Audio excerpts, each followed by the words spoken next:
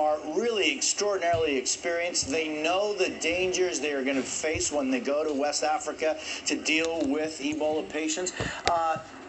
I'm just wondering, is it just because the little mistakes occur, or is it that we really, are we really clear on exactly how Ebola is transmitted when you're facing a patient with it?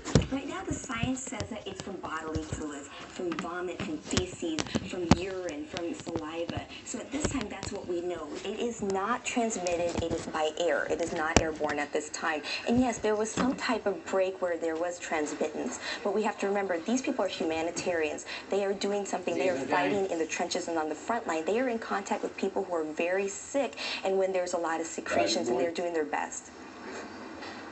And Nina, I want to talk because even this morning, for example, just emailing with friends and colleagues, they're like, so he had 103 fever when he checked in? No, the doctor had been monitoring himself, as he knows he has to since he came to this country. He was admitted with 100.3 fever. That's pretty low, and that seems like they got it really early on. Right, and because he was having an abundance of caution, he took the steps to detect it early, and I have a feeling this is going to be a very different story than what happened to Mr. Duncan.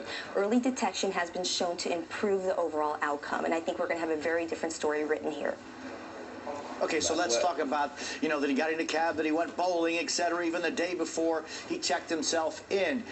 It just seems as though, unless you have a fever, right, Nina? Correct. It's very difficult to transmit this disease. Correct. Unless you have symptoms, you are very minimally, if any, contagious, because you do it by bodily secretions. He is not vomiting. He is not having the profuse diarrhea that you see later in the disease where it is very infectious. So at this time, yes, the public is concerned. Yes, they are worried, but we have to look at the science and the facts behind this. It's a very low possibility that it can be transmitted with a bowling ball or any place on the subway that he had been on. So we need to not worry about that. What we need to do is have our thoughts with the healthcare workers who will be taking care of him, as well as this doctor who was a hero who was fighting this war in Africa.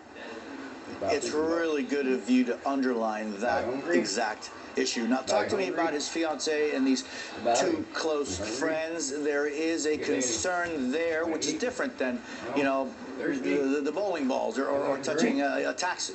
Right. And again, an abundance of precaution. They are being put on quarantine for the 21 days to make sure that they are symptom-free. Because again, early diagnosis is key. An abundance of caution has been exercised here, and that's what we expect from the public healthcare system and one of the greatest healthcare systems in the world, to early detection. Dr. Nina Radcliffe, thank you so much. Really appreciate your time. Thank you. I want to remind you that we're expecting a live news conference with New York City Mayor Bill de Blasio. That's scheduled for 11 o'clock Eastern Time. And if you have a question about Ebola, we've got a doctor on duty answering them. You can tweet us with the hashtag EbolaAnswers starting at 11 a.m. Eastern Time. Coming up.